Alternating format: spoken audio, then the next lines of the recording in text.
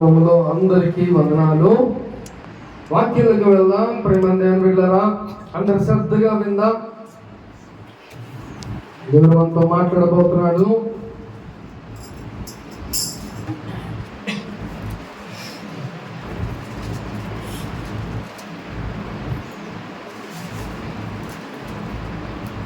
విశ్వాసులు అనేక మంది, అంటే మీరు చాలా మంచోళ్ళు, కానీ చాలా మంది విశ్వాసులు ఎలా ఉంటారంటే దేవుణ్ణి శోధిస్తూ ఉంటారు, అలాగే సేవకుడు కూడా శోధిస్తూ ఉంటారు. అర్థమైందా? చెప్పింది ఏమైనా అర్థమైందా? ఎలా ఉంటారంట కొంతమంది విశ్వాసులు దేవుణ్ణి శోధిస్తూ ఉంటారంట, అలాగే సేవకుడు కూడా శోధిస్తూ ఉంటారంట. ఇక్కడ బైబిల్ గ్రంథంలో కూడా చాలా మంది దేవుని శోధించారు. దేవుని చాలా మంది శోధించి ఆయన చేసిన కార్యాలను కూడా మరిచిపోయి దేవుని శోధించడం మొదలు పెట్టారంట. మనలో కూడా ఆ విధంగా ఉన్నారేమో. ఏమంటే దేవుడు నాకు ఎందుకు చేయట్లా అని మనం అనుకుంటా ఉంటాం, ఆయన తింటా ఉంటాం. కానీ నువ్వు అసలు సరిగ్గా ప్రార్థన చేస్తున్నావా? నువ్వు సరిగ్గా దేవునిలో ఉంటున్నావా? ముందు ఫస్ట్ మనం అది ఆలోచించుకొని అప్పుడు మనం దేవుని, ఇప్పుడు మనం పర్ఫెక్ట్గా ఉన్నాం అనుకో, అప్పుడు మనం ఏం చేయాలి? దేవుని గట్టిగా అడగాలి. ప్రభువా, నేను జాగ్రత్తగా ఉంటున్నా, పరిశుద్ధంగా ఉంటున్నా, నేను ఎదుగుతున్నా, నువ్వు నా జీవితంలో నువ్వు ఎందుకు కార్యం చేయవు? నేను ప్రతిరోజు ప్రార్థన చేసుకుంటున్నా కదా, ప్రతిరోజు నేను బైబిల్ చదువుకుంటున్నా, మరి నా జీవితంలో ఎందుకు కార్యం చేయవు అని అడిగే రైట్స్ మనకి ఉన్నాయి. ఒకవేళ నువ్వు సరిగ్గా ప్రార్థన చేసుకోకుండా, బైబిల్ చదువుకోకుండా, దేవుని సన్నిధికి రాకోకుండా నువ్వు దేవుని అడిగితే అది ఎంతవరకు న్యాయం అండి?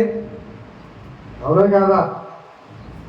జాగ్రత్తగా మంచిగా ఉన్నావు అనుకో, దేవునిలో మంచిగా నువ్వు ఎదుగుతూ ఉంటే దేవుని జీవితంలో కార్యాలు చేసుకుంటూ వస్తాయి. నీ భక్తి మంచిగా ఉందనుకో, నీ జీవితంలో దేవుడు ఎప్పుడు కార్యాలు దేవుడు చేస్తా ఉంటాడు. ప్రేమ దేవుని కూడా హల్లెలూయా. కాబట్టి మనం కూడా ఒకవేళ దేవుని సేవకుడు శోధించేలాగా ఉన్నారని చూసుకోండి సార్. మన దేవుడు ఎప్పుడు కూడా మన జీవితంలో కార్యాలు చేస్తాడు, మన జీవితంలో అద్భుతాలు చేస్తాడు, చక్కగా నీకు తోడుగా ఉంటాడు. దేవుడు నిన్ను నడిపిస్తాడు. ఒక యవనస్తుడు కొన్ని సంవత్సరాల క్రితం పద్దాకల ఫోన్ చేసేవాడు, లేదా నా దగ్గరికి వచ్చేవాడు. ఏం కావాలని వచ్చేవాడు తెలుసా? జాబ్ కోసం వచ్చేవాడు. ఎందుకంటే మనం ప్రార్థన చేసి చెప్తే అది జరిగిద్ది అని కంపల్సరీగా మన దగ్గరికి వచ్చి అడుగుతూ ఉండేవాడు. కానీ మనోడి గురించి దేవుడు ఏం తెలియజేసేవాడు కాదు. జాబ్ గురించి అడిగేవాడు, దాని గురించి దేవుడు ఏం తెలియజేయట్లా. మనోడు అంటాడు, అదేంటండి మీరు ప్రార్థన చేస్తే ఎంతనే చెప్పేస్తారుగా, ఎంతమంది జీవితంలో కార్యాలు జరగట్లా అంటాడు. అంటే దేవుడి జీవితం మనం ఏం చేస్తాం అంటే దీన్ని ఏమంటారు? శోధించడం అంట. ఇంకొక మాట ఏంటి? విసిగించడం అంట. అయితే ఒకరోజు దేవుడు చూపిస్తే అప్పుడు చెప్పాడు, ప్రభా నువ్వు అనుకున్నది రాదులే కానీ ఇంకొకటి వస్తుంది అన్న, చక్కగా గవర్నమెంట్ జాబ్ వస్తుంది అని అన్న. అప్పుడు చక్కగా హ్యాపీగా ఫీల్ అయ్యాడు. నిజంగానే ఆడ అనుకున్నది కాకుండా దేవుడు ఇంకొక జాబ్ని అనుగ్రహించాడు. ప్రేమ దేవుడు హల్లెలూయా. అంటే ఏం చేస్తారంటే శోధిస్తూ ఉంటారు. నాకు ఇస్తాను అంటే మన జీవితంలో కొన్ని కార్యాలు కొంత టైం పడుతుంది. మన జీవితంలో దేవుడు అన్నీ సెట్ చేసే ఉంచాడు, ప్రతిదీ కూడా ఆయన సెట్ చేసే ఉంచాడు. కాబట్టి మనం వెళ్ళే మన యాత్రలో, మనం కొనసాగించే మన యాత్రలో దేవుడు కార్యాలు మనకి మెల్లిమెల్లిగా ఒకటి ఏ సమయానికి ఏది కావాలో అది మనకి అనుగ్రహిస్తాడు. మనకి ఆకలేస్తుందని చెప్పి రోజంతా తింటానే ఉంటామా? ఎప్పుడేసింది ఆకలి మనకి? దానికంటే ఒక సమయాలు ఉంటాయి. ఏమంటే పొద్దున మనం లగ్గానే 8కో 9కో టిఫిన్ చేస్తాం. లేదంటే మధ్యాహ్నం పూట భోజనం చేయాలంటే ఎప్పుడు చేస్తాం? 1 గంట లేదా 2కి మనం భోజనం చేస్తాం. 9కి టిఫిన్ చేసాము, 10కి భోజనం చేసేస్తామా? చేస్తాం అలాగా? చెయ్యం. ఒకవేళ ఎంత మంచి కూర అయినా కూడా ఒక టైం ఉంటుంది. ఇక్కడ పట్టాలిగా మనకి, ఇక్కడ పడితే అవసరమైతే గంట కూడా తినేవాళ్ళు ఉన్నారు కదా. ఇక్కడ పట్టాలనంటే సమయం ఉంటుంది. ఎందుకని లోపల మనం తిన్న టిఫిన్ అరగాలంటే ఒక 2 గంటలు లేదా 3 గంటలు పట్టింది. అరిగిన తర్వాత ఆటోమేటిక్గా ఏమైపోతుందంట, ఆకలేస్తుంది. కాబట్టి కొంత టైం ఉంటుంది. మనం తినటానికి ఆహారానికి ఒక సమయం ఉంది. అలాగే నీ జీవితంలో కూడా ఏదైనా ఒక కార్యం జరగాలంటే దానికి కూడా ఒక సమయం ఉంది. అది ఏదైనా సరే మన జీవితంలో ప్రతి దానికి ఒక సమయం ఉంది. అందుకనే దేవుణ్ణి శోధించకూడదు మనం. ప్రభువా నీ చిత్తాన్ని నా జీవితంలో నెరవేర్చు సమయానికి. ఎందుకంటే మన సమయానికి అవ్వదు, దేవుడి సమయం చాలా గొప్పది. మనం ఇక అయిపోతుంది మన పరిస్థితి అన్నప్పుడు దేవుడు మళ్ళీ మనకి సహాయం పంపిస్తుంది. ఎక్కడ విడిచిపెట్టడం మన దేవుడు అర్థమవుతుందా? ఎక్కడ కూడా మనల్ని విడిచిపెట్టడం, ఎక్కడ కూడా మనం వదిలేడు దేవుడు. మనం అనుకుంటా ఉంటాం, కానీ ఎప్పుడు దేవుడు మన పక్కనే ఉంటారు. హల్లెలూయా. కాబట్టి చాలా మంది ఏం చేస్తూ ఉంటారంట, శోధిస్తూ ఉంటారు. మనం కూడా వాటి విధంగా శోధించుకోకుండా ఏం చేయాలి, ప్రభువా నీ చిత్తం నా జీవితంలో నెరవేర్చాలి. ఎందుకంటే ఎన్నో అద్భుతాలు నా జీవితంలో చేశావు, ఇంకా జరగబోయే లేకపోతే నాకు అవసరమయ్యే ప్రతిదానికి నాకు మీరే కార్యం చేయండి ప్రభువా అని మనం ప్రార్థన చేయాలి. అంటే విసిగించకూడదు, దేవుణ్ణి శోధించకూడదు. కానీ ఇక్కడ చాలా మంది ఏం చేశారంటే దేవుణ్ణి శోధించారంట. చూద్దాం సార్ 106వ కీర్తన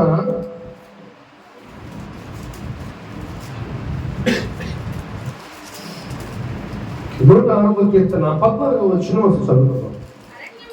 అరణ్యములో వారు బహుగా ఆశించిరి, ఎడారిలో దేవుని శోధించింది. హల్లెలూయా. ఇక్కడ దేవుడిని శోధించారంట.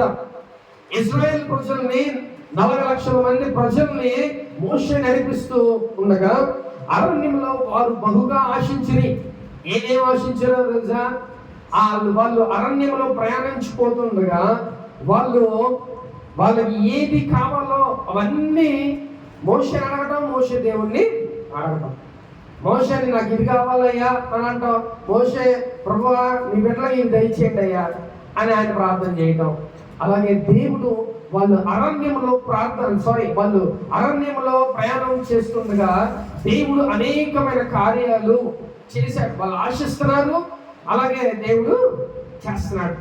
అలాగే దేవుడు ఏం చేశారని తెలుసా? శోధించారంట. ఎలా తెలుసా? వాళ్ళకంట తిని బోరు కొట్టి ఏమంటున్నారు తెలుసా? మాకు మాంసం తినాలని ఉంది, మాకు ఇప్పుడు మేము తినాలి అని మోషేతో అంటున్నారు. మోషేని ఏం చేస్తారంటే ఇసుకిస్తున్నారు. ఏమయ్యా ఏమి తిండి తిప్పలు లేకుండా ఆకులు అవ్వలేదు మేము తినేది, మేము మాంసం తినాలని ఉంది, మాకు ఇప్పుడు కావాలి అంటారు. ఇక మోషే వెంటనే దేవా ఇది ప్రభు పరిస్థితి అనగానే తెల్లవారు వాళ్ళు లేచేసరికి ఎంతమంది ఒక కుటుంబమా, 2 కుటుంబాలా, 40 లక్షల మందికి మోసం తేవాలంటే ఏం చేయాలండి? మనం ఏం చేసినా సరిపోదు. అది ఎవరు చేయాలి? ఆ కార్యం దేవుడే చేయాలి. 40 లక్షల మందికి మోసం కావాలని అంటే సామాన్యమైన ప్రజలు ఆడు ఎంత కోటీశ్వరుడైనా కూడా పెట్టే సీన్ ఉండదు, అది వల్ల అవ్వదు. ఎంతమందికి? 40 లక్షల మందికి. అంటే నూజివీడు, విజయవాడ, విసన్నపేట, ఇంకో కొన్ని ఊర్లు కలిపి అన్ని ఊర్లు మంది అంతమందికి ఎవడ పెడతారండి? అందుకే దేవుడు ఏం చేశారు తెలుసా? వాళ్ళు నిద్రపోయి తెల్లవారుజాము లేచేసరికి వాళ్ళ యొక్క పాలెం చుట్టూ మీన్స్ వాళ్ళ ఇంటి చుట్టూ పూరేళ్ళ పెట్టల్ని దేవుడు కురిపించాడు. ఎవరికి ఎంత కావాలో అంత తీసుకోవటం, కాల్చుకోవటం, తింటాం. వాళ్ళకి ఎంత కావాలో తీసుకోవటం, కాల్చుకోవటం, తింటాం. వాళ్ళకి విసుగొచ్చేసిందంట. వాళ్ళకి విసుగొచ్చేసి పళ్ళ ఇరుక్కున్న తీసుకోవటం కొంత టైం పట్టేసిందంట. అంటే దేవుడు ఇస్తే ఎలాగుంటుందండి? దేవుడిని నువ్వు ఒకటి ఏదైనా అడిగామనుకో, అది మనుషులు ఇస్తే కొద్దిగా ఉంటుంది. అదే దేవుడు ఇచ్చాడనుకో ఎలా ఉంటుందో తెలుసా? అన్లిమిటెడ్. దేవా ఇక చాలు అనేదాకా ఆయన మనకిస్తారు. ఇశ్రాయేలు ప్రజలు మాకు మోసం కావాలయా అని అంటే దేవుడు ఏం చేశాడు తెలుసా? వాళ్ళకి విసుగొచ్చి వాళ్ళ దవడ నొప్పులు పుట్టేదాకా కూడా వాళ్ళు తింటానే ఉన్నారంట. అయినా ఇంకా తరగల పూరలు పెట్టలో అవి ఎన్ని మొత్తం పాలెమ చుట్టూ కూడా పడేసాడు దేవుడు. మీ ఇష్టం తినడం బాబు, ఎంత కావాలంటే అంత. అక్కడ అయిపోయింది. మళ్ళీ ఏం కాయింది, మళ్ళీ ఎలా బాగులే, మళ్ళీ ఆహారం. మళ్ళీ దేవుడు ఏం చేశాడు, మన్నాని కురిపించాడు. అంటే కొన్ని చోట్ల ఆహారానికి కొన్ని కుదరక దేవుడు ఏం చేశాడంట, మన్నా అని దేవుడు కురిపించాడు. ఆ మన్నా ఎలాంటిదో తెలుసా, అది పరలోకపు ఆహారం. తెల్లగా అది కొత్తిమీర టైపు అది ఉంటుందంట. అవి ఏం చేశాడు దేవుడు, కురిపించాడు.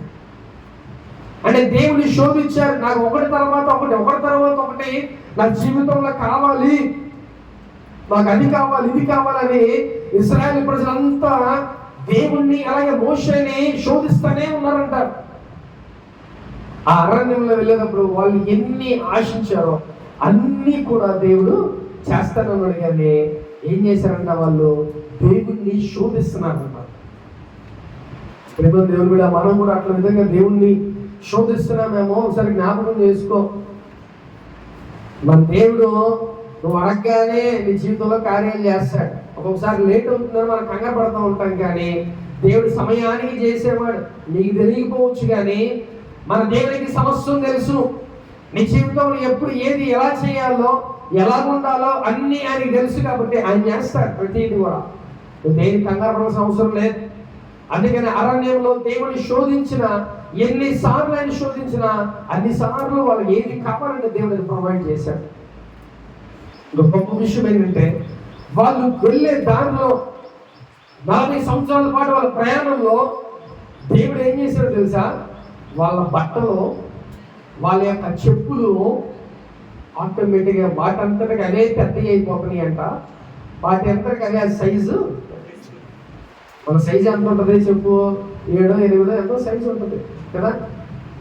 అలాగే ఎప్పుడు వేసుకున్న వాళ్ళు సైజు ఆ సైజు ఏమవుతుందంటే వాళ్ళు ఎదిగే కొందుకు ఆ చెప్పులు సైజు కూడా పెద్దవి ఎక్స్పెండ్ అయిపోయి అవి అరగల, లేకపోతే వేసుకున్న బట్టలు చిరగల, కనీసం చెమటకు స్మెల్ కూడా రాల. దేవుడు ఎంత గొప్ప దేవుడు. 40 లక్షల మందికి ఆహారాన్ని ఇచ్చాడు, వస్త్రాలను ఇచ్చాడు, ప్రతీది కూడా దేవుడు ఇచ్చాడు. 40 లక్షల మందికి ఇవ్వటం అంటే అది సామాన్య విషయం కాదు. అలాంటిది ప్రియమైన దేవుడు బిడ్డ, మనకు కూడా దేవుడు మనకి కావలసినది కూడా మనకి ఎంత కావాలండి, ఆదివారం అయితే 1 కేజీ కూర అయితే మనకి సరైపోయేది కదా. మరి అలాంటిది 40 లక్షల మందికి ఆహారాన్ని సిద్ధపరిచిన దేవుడు నీ కుటుంబానికి కావాల్సిన ఏది కావాలో అది దేవుడు మనకి అనుగ్రహిస్తాడు కంపల్సరిగా. దేవుని శోధించుకోకుండా చక్కగా నువ్వు ప్రార్థన చేసుకుంటూ శోధించాల్సిన అవసరం ఏముండదు. నువ్వు దేవుడిలో చక్కగా యథార్థంగా నువ్వు వెళ్ళగలిగితే నువ్వు వెళ్ళే ప్రయాణంలో దేవుడు నీకు గొప్ప కార్యాలు దేవుని జీవితంలో చేస్తాడు. వీళ్ళ అరణ్యంలో వాళ్ళ ప్రయాణం అంతట్లో కూడా దేవుడు ఏం చేశాడంట, బండ నుంచి నీళ్లు తెప్పించాడు. వాళ్ళకి సమృద్ధి ఎక్కడ చూసినా కూడా సమృద్ధి. బండ నుంచి నీళ్లు తెప్పిస్తే ఆ బండ నుంచి నీళ్లు వస్తానే ఉన్నాయి. 40 లక్షల మంది కనీసం 100 సార్లు తాగినా తరిగేటట్టుగా దేవుడు వాళ్ళకి ఇచ్చాడు. అలాగే తినడానికి మాంసం కూడా వాళ్ళు ఎంత తిన్నా ఇంకా మిగిలిపోయి అంత కూడా దేవుడు ఇచ్చాడు. అంటే ప్రతిదీ కూడా అన్లిమిటెడ్గా దేవుడు ఇచ్చాడు. కాబట్టి ఇప్పుడు దేవుడు కూడా చక్కగా నువ్వు కూడా దేవుడిలో మంచిగా దేవుని శోధించుకోకుండా మంచిగా యథార్థంగా నువ్వు ఉండగలిగితే దేవుడు నీ జీవితంలో గొప్ప కార్యాలు చేస్తాడు. దేనికి కూడా నువ్వు సందేహించిన అవసరంలా, దేనికి కూడా నువ్వు నాకు ఇది జరగట్లేదే అని నువ్వు బాధపడాల్సిన అవసరం కూడా లేదు. ప్రియమైన దేవుడు కూడా నువ్వు దేవుని శోధించకుండా వెంటనే మనకి ఏదైనా అయినా ఏదైనా అవసరమైనా వెంటనే మనం ఏం చేస్తామంట, దేవుణ్ణి వెంటనే నేను ఇచ్చేస్తాను, నాకు ఇమ్మీడియట్గా నాకు కావాలి ప్రభా, నా జీవితంలో చేస్తావా చేయవా అని అడుగుతూ ఉంటాం. కానీ దేవుడు ఒక సమయం అనేది ఉంటుంది. ఆ సమయానికి దేవుడు మన జీవితంలో కార్యం చేస్తాడు. ప్రేమ దేవుడు హల్లెలూయా. కాబట్టి ఇక్కడ ఏం చేస్తున్నారంట, అరణ్యంలో దేవుణ్ణి శోధిస్తున్నారంట. వాళ్ళకి ఏది కావాలని అది ఇస్తున్నాడు దేవుడు. అయినప్పుడు కూడా ఏం చేస్తున్నాడంట, వాళ్ళు ఆశించింది ఇస్తున్నా అయినా కూడా దేవుడిని శోధిస్తూ వచ్చారంట. చూద్దాం 9వ వచనం. ఎర్ర సముద్రమును గద్దెంపుగా మైదానం మీద నడుచున్నట్లు వారిని అగాధ జలంలో నడిపించను. చాలు, హల్లెలూయా. ఎలా చేశారంట, ఎర్ర సముద్రాన్ని గద్దించగానే ఆ ఎర్ర సముద్రం 2 పాయలుగా అయిపోయి వాళ్ళు నడిచే ఆ బాటలో కనీసం నీటి చుక్కలు కూడా అక్కడ లేవంట. నేలంతా ఆరిపోయింది. సముద్రం అంతసేపు ఆ సముద్రం నీళ్ళు అక్కడ ఉంటే ఏమంటే అప్పుడు ఎలా ఆరిపోతుంది అసలు అది? కానీ దేవుడు ఆరిన నేల మీద తన బిడ్డలకి కనీసం తడి కూడా అంటకుండా ఆ ఆరిన నేల మీద అన్ని లక్షల మంది వెళ్తుండగా దేవుడు ఏం చేశాడంట, 2గా ఎర్ర సముద్రాన్ని డివైడ్ చేశాడు. అలా డివైడ్ చేసిన వాళ్ళు నడుచుకుంటూ వెళ్తే వెనక ఎవడవుతున్నాడంట, ఫరో సైన్యం వస్తుంది. ఇప్పుడు వాళ్ళ శత్రువుల నుంచి దేవుడు కాపాడాడు. వాళ్ళ క్షేమంగా ఆ యొక్క ఒడ్డుకి దేవుడు వాళ్ళని చేర్చాడు. ఎంత గొప్ప దేవుడండి. ఎర్ర సముద్రం 2గా పాయలుగా చేసి వాటి నుంచి దేవుడు ఆరిన నేల మీద తన ప్రజలు నడిపించి చక్కగా క్షేమంగా తన శత్రువుల చేతికి దొరకకుండా చక్కగా దేవుడు వాళ్ళని కాపాడాడు. ఎన్ని కార్యాల్లో వాళ్ళ ప్రయాణాల్లో అద్భుత కార్యాలు, అన్లిమిటెడ్ కార్యాలు దేవుడు చేస్తున్నాడు. అలాగే నీ ప్రయాణంలో కూడా దేవుడు చేస్తాడు. దేవుడు కూడా నీ ప్రయాణాల్లో, నీ జీవితంలో కూడా దేవుడు, నువ్వు వెళ్ళే నీ దారిలో దేవుడు, నువ్వు వెళ్తా ఉంటే నువ్వు చేసే భక్తిని బట్టి దేవుడు ఏం చేస్తాడంట, కార్యాలు చేసుకుంటా వెళ్తాడు. అందుకనే నీ యొక్క భక్తి తగ్గిపోయిందానికి ఎక్కడైనా కార్యాలు ఏమవుతాయి అంట, ఆలస్యం అవుతుంది. ఆలస్యం అవుతుందని నువ్వు బాధపడుతున్నావేమో, కానీ నీ భక్తి అసలు ఎలా ఉందో చూసుకో. ముందు నీ భక్తి బాగుంటే, చక్కగా దేవుని యందు యథార్థంగా ఉంటే చక్కగా దేవుడు ఏం చేస్తాడంట, త్వరపడి నీ జీవితంలో కార్యాలు దేవుడు చేస్తాడు. అంతేగాని ఆలస్యం అవుతుందండి, దానికి ఒక రీజన్ అనేది ఉంటుంది. అందుకనే దేవుడు ఏం చేశాడంట, సమయానికి అరణ్యంలో వాళ్ళు ఏది అడిగితే అది దేవుడు వాళ్ళకి అనుగ్రహించాడు. ఆ అరణ్య ప్రయాణంలో దేవుడు అన్ని సంవత్సరాలు వాళ్ళు ప్రయాణం చేస్తున్నారు కూడా దేవుడు వాళ్ళకి ఏది కావాలంటే దేవుడు వాళ్ళకి అవన్నీ సమకూర్చాడండి. ఈరోజు మనం కూడా మన జీవితంలో మనం బ్రతుకుతున్నాం, మన పనులు చేసుకుంటున్నాం, లేకపోతే మనం కష్టపడుతున్నాం. మన ఈ ప్రయాణాల్లో దేవుడు నీకు ఏది కావాలంటే దేవుడు అందిస్తాడు. ఏది కావాలని, ఏ అవసరత దేవుడు నీకు ఇస్తాడు కంపల్సరిగా. నువ్వు మంచి భక్తి చేసుకుంటూ నువ్వు వెళ్తే చక్కగా దేవుడు నువ్వు చనిపోయేంత వరకు దేవుడు నీ జీవితంలో కార్యాలు చేస్తానే ఉంటాడు. కానీ నువ్వు మంచి భక్తిని చేయాలి, మంచిగా దేవుని యథార్థం కలిగి ఉండాలి. నువ్వు దేవుని శోధించే వారిలా కాకుండా దేవుని యందు మంచిగా ప్రార్థన చేసుకునే వారిలాగా, దేవుని మంచిగా వెతికే వారిలాగా నువ్వు ఉండాలి. ప్రేమ దేవుని కూడా అట్లా ఉంటేనే దేవుని జీవితంలో, నీ ప్రయాణంలో నీకు ఏది అవసరమో అవసరతను బట్టి దేవుడు ఏం చేస్తాడంట, కార్యాలు జరిగిస్తూ ఉంటాడు. అందు గొప్ప దేవుడు మన దేవుడు. ప్రేమ దేవుడు కూడా నిజంగా వాళ్ళు అడగగానే ఏది అడిగితే అది చేశాడు. మాకు అది కావాలంటే అది చేశాడు, ఇది కావాలంటే ఇది చేశాడు, అన్నీ చేశాడు దేవుడు. మరి మనకు కూడా దేవుడు అట్టి విధంగా కార్యాలు చేస్తాడు. ప్రేమ దేవుడు కూడా. హల్లెలూయా.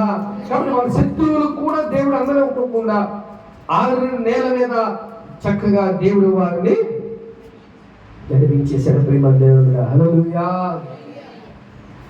11వ వచనం చదువుదాం.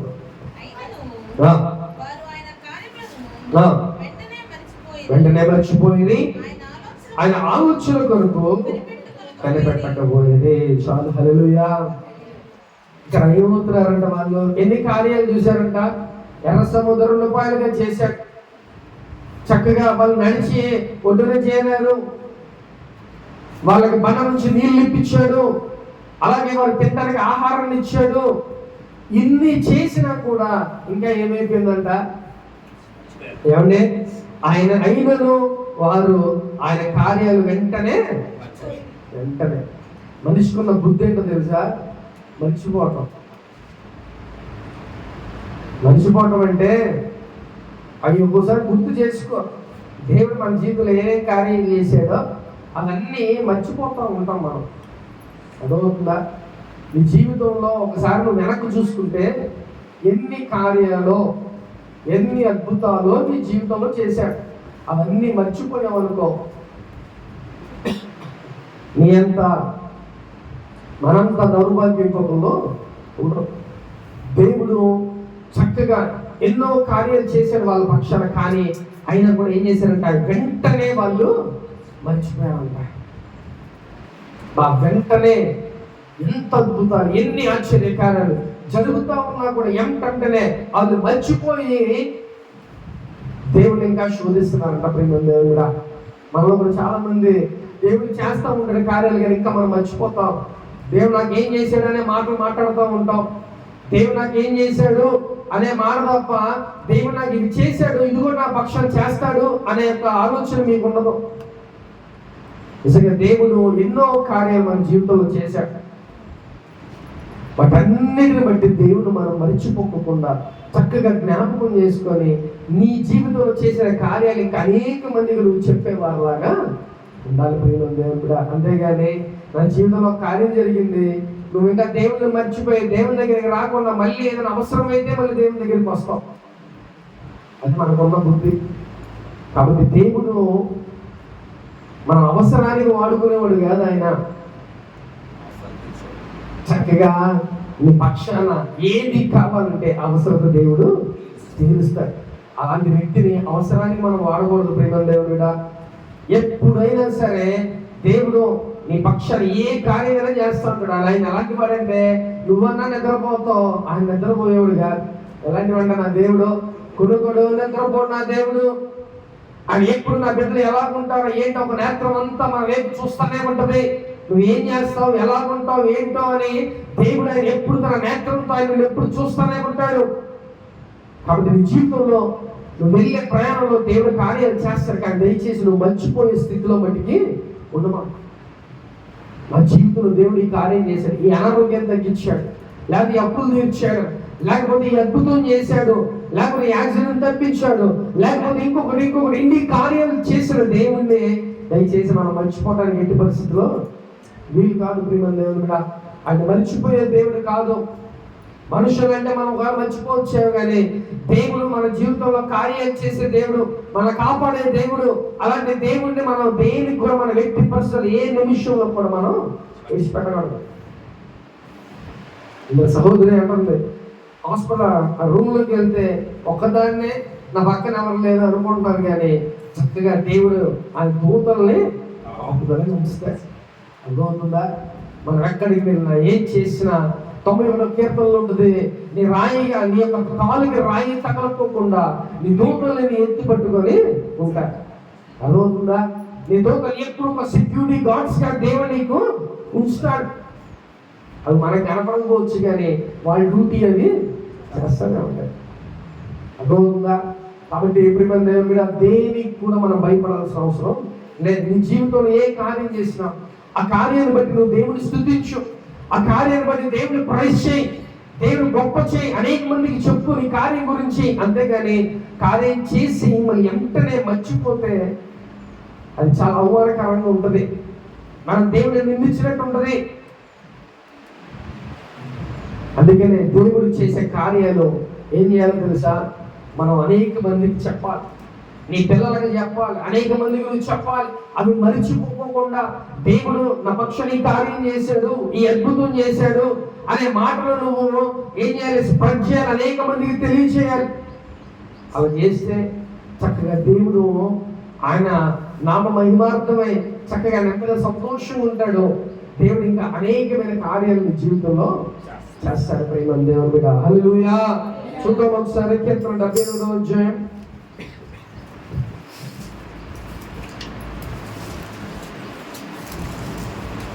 78వ అధ్యాయం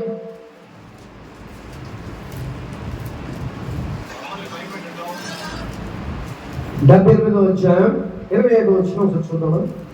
దేవదూతల ఆహారము నరులు భుజించిరి, భోజన పదార్థములను చాలు. హల్లెలూయా. ఇక్కడ దేవుడు దేవదూతల ఆహారము నరులు భుజించని భోజన పదార్థములు ఆయన వారికి సమృద్ధిగా అందించాడు. దేవదూతల ఆహారం ఏంటిదండి? ఏ ఆహారం అండి దేవదూతలు తెలుసా? దేవదూతల ఆహారం మన్నా. ఆ మన్నాని ఎవరు కురిపించాడు? ఇశ్రాయేలు ప్రజలు నేను తింటామని ఆకలేస్తుందంటే ఆ మన్నాని కొన్ని నెలల పాటు ఆ ఆహారాన్ని వాళ్ళు తిన్నారంట. కొన్ని నెలల పాటు ఆ మన్నాని దేవుడు వాళ్ళ మధ్యన కురిపించాడు. దేవుడి మీద అది కంటిన్యూస్ గా పడతానే ఉంటాయి. అంటే దేవుడు ఇక్కడ మనం అబ్జర్వ్ చేస్తే ఏది ఇచ్చినా కూడా సమృద్ధిగా దేవుడు వాళ్ళకి ఇస్తున్నాడు. ఎలాగది? నువ్వు ఎన్ని రోజులు తిన్నా ఇంకా అలాగే ఉంటుంది. అది దేవుడు ఏం చెప్పాడు తెలుసా? బాబు ఈ రోజు తినండి, దాన్ని దాచుకొని రేపు తినమాకండి. ఎందుకది?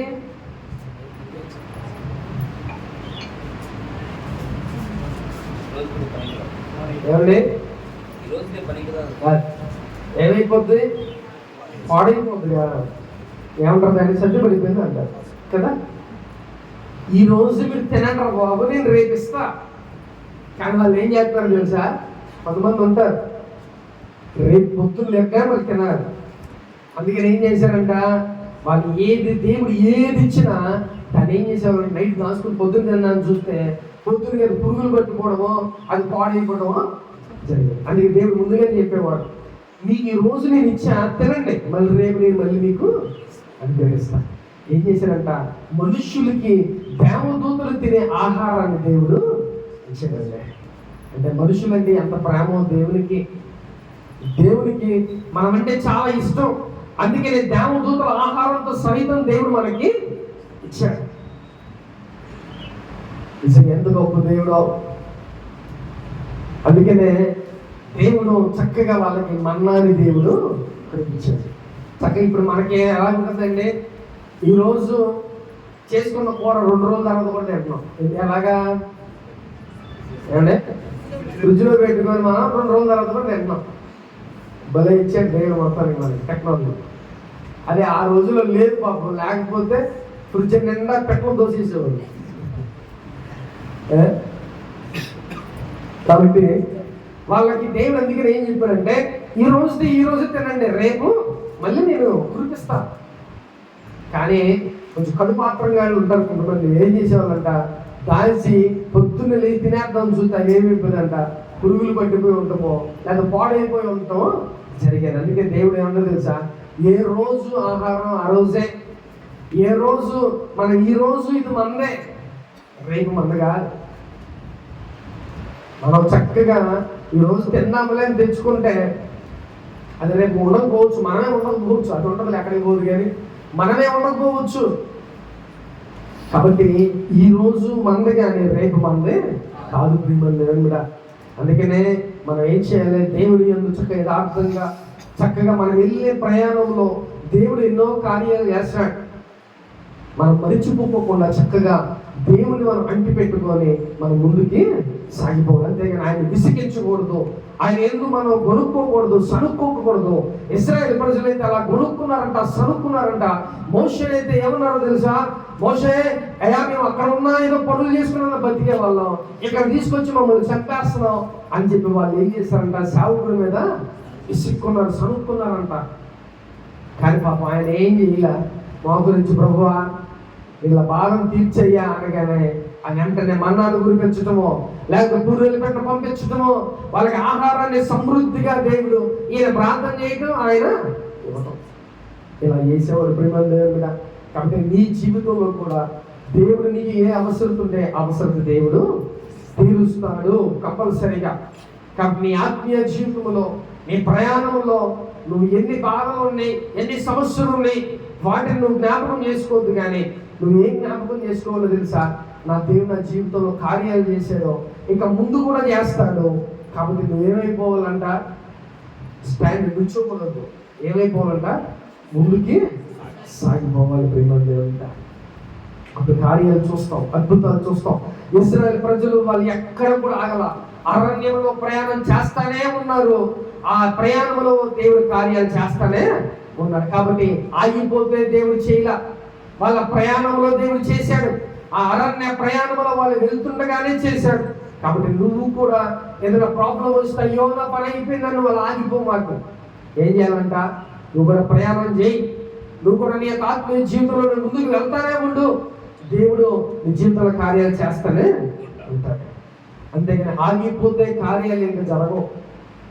నువ్వు ఆగిపోయావా, లేకపోతే దేవుని స్వరూపుకుంటున్నావా, లేకపోతే దేవుని కొనుక్కుంటున్నావేమో, నీ కార్యాలు నువ్వు ఆగిపోయిన చోటే ఆగిపోతాయి. అదే నువ్వు ముందుకు వెళ్ళామనుకో, దేవుడు అనేక మంది ద్వారా దేవుడి ద్వారాలు తెరుస్తాడు. లేకపోతే దేవుడు కొన్ని నీకు అవసరమైనవన్నీ దేవుడు ముందుగానే సిద్ధపరిచి ఉంచుతాడు. అందుకనే నీ ప్రయాణం ఎక్కడ కూడా ఆగిపోతుంది. నా పని అయిపోయింది అని నువ్వు అలా ఆగిపోయావా, ఇక అంతే. అదే నువ్వు ముందుకెళ్ళావనుకో, నువ్వు వెళ్ళే ప్రయాణంలో దేవుడు ఎవరి రూపంలో ద్వారా దేవుడికి సహాయం పంపిస్తాడు, లేకపోతే ఎక్కడో ఒక చోట దేవుడికి సిద్ధపరిచే ఉంచుతాడు.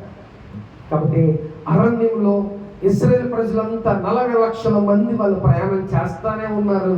దేవుడి కార్యాలు చేస్తానే ఉన్నాడు దేవుడు. కాబట్టి దీన్ని బట్టి మనకు అర్థం ఏమైందంటే, ఏ సమస్య అయినా నువ్వు ఆగొద్దు, ముందుకి వెళ్ళిపో. అలా వెళ్ళిపోతా ఉంటే ఈ జీవితంలో దేవుడు కార్యాలు చేస్తూ ఉంటాడు. దేవుడు హల్లెలూయా. కాబట్టి దేవుని యొక్క ఆయన దూతలు తినే ఆహారాన్ని మనకి దేవుడు ఇచ్చాడు. మనం తినే ఆహారం కాకుండా దేవుని యొక్క దూతల ఆహారాన్ని మనకి దేవుడు సిద్ధపరిచాడు. ప్రేమ దేవుడు హల్లెలూయా.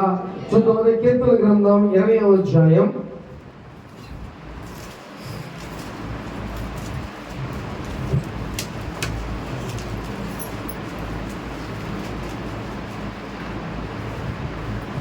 7వ వచనం చదువుకుందాం.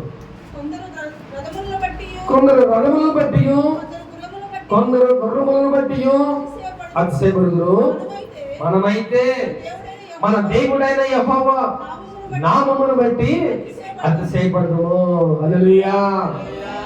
దేవుడు నిన్ను గొప్ప చేస్తాడు, నిన్ను గొప్ప చేశాడు. అలాగే దేవుడు నీకు అనేకమైన సమృద్ధిగా నీకు ఇస్తాడు. కానీ కొంతమంది ఎలా ఉంటారంట, వాళ్ళ రథాలను బట్టి గర్వపడతారంట, వాళ్ళ గుర్రాలను బట్టి గర్వపడతారంట, లేకపోతే వాళ్ళకున్న సమస్తాన్ని బట్టి చూసి ఏమవుతారంట, గర్వపడతారు, అతిశయపడతా ఉంటారు. మనం కూడా మన బిల్డింగ్ చూసి మనం అతిశయపడతా ఉంటాం.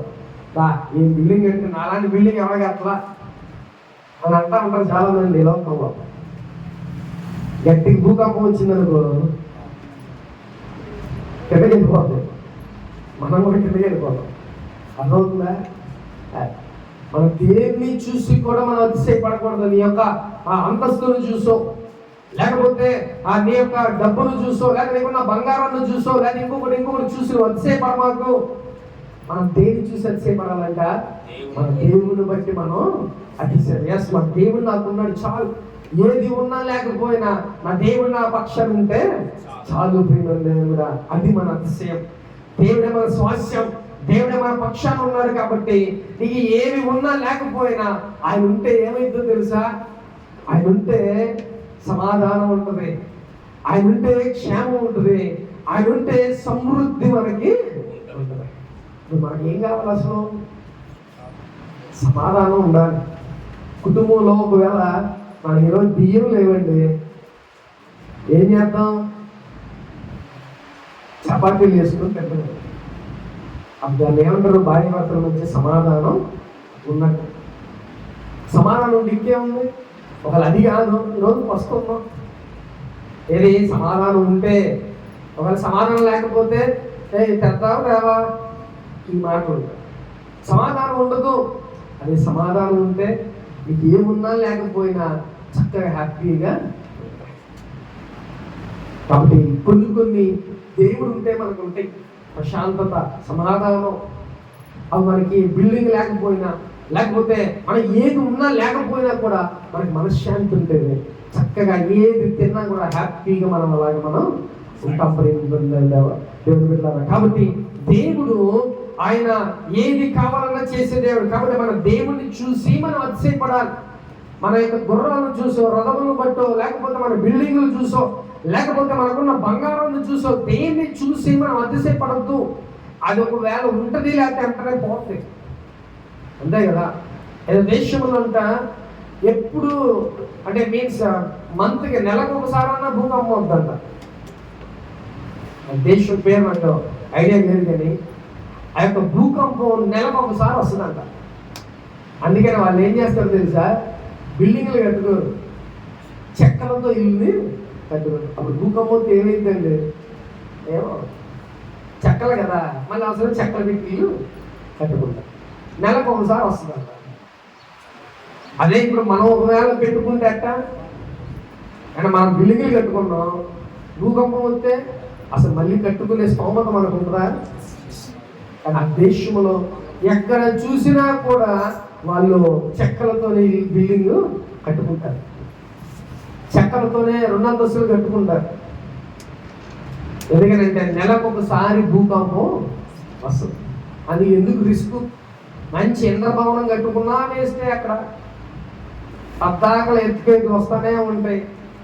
కాబట్టి వాళ్ళు ఏం చేస్తున్నారంటే చెక్కలతో వాళ్ళు అంటే ఇప్పుడు వాళ్ళు మంచి బిల్డింగ్లు కట్టుకున్న వాళ్ళు అతిశయపడతారా? కానీ మనమైతే ఏం చేస్తామంట, మన బిల్డింగ్లు చూసో, డబ్బును చూసో, బంగారాన్ని చూసో, ఇంకా అనేకమైన చూసి మనం అతిశయపడతా ఉంటామంట. మనలో ఉన్న ఈర్ష్య గర్వాలు మనకు ఉంటాయి. కానీ నువ్వు ఎవరిని చూసి అతిశయపడాలి తెలుసా? నా యేసయ్యను చూసి నువ్వు అతిశయపడాలి. మనందరూ అలా ఉంటేనే దేవుడు మన జీవితంలో కార్యాలు దేవుడు చేస్తాడు. ప్రేమ దేవుని మీద. అందుకనే దేవుడు అది ఎన్ని కార్యాలు చేసినా కూడా ఇశ్రాయేలు ప్రజలు ఏం చేస్తున్నారంట, విసుక్కుంటున్నారంట, సనుక్కుంటున్నారు, గొనుక్కుంటున్నారు దేవుణ్ణి.